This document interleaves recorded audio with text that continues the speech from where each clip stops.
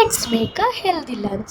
সবার প্রথমেই তো সারা রাত ধরে একটু চালকে জল দিয়ে ভিজিয়ে রেখেছিলাম। সকালবেলা ঘুম থেকে উঠেই সবার ফার্স্টে সেটাকে বেটে নিয়েছি। চাল বাটা হয়ে গেছে, তার মধ্যে দিয়েছি একটু সামান্য জল, নুন আর একটু বেকিং সোডা দিয়ে ভালো করে ফেটিয়ে নিয়েছি ব্যাটারটাকে। আর অন্যদিকে কেটে নিয়েছি কিছু সবজি, গাজর, বিট, ক্যাপসিকাম, বিনস, কাঁচা লঙ্কা। গাজর আর বিটটা আমি গ্রেট করে নিয়েছি, দিয়ে ভালো করে ওগুলোকে মিক্স করে নিয়েছি। অন্যদিকে একটা প্যানে অল্প করে তেল ব্রাশ করেছি, তার মধ্যে এক হাতা ওই ব্যাটারটা দেবো, তার উপর থেকে একটু স্প্রেড করে দেব ওই কেটে রাখা সবজিগুলো দিয়ে। ওলট পালট করে বেশ ভালো করে সেঁকে নিতে হবে, তাহলেই রেডি। খুব তাড়াতাড়ি হয়ে যাবে একটা চটজলদি জলখাবার। নাও এবার অফিসের জন্য প্যাক করে নাও।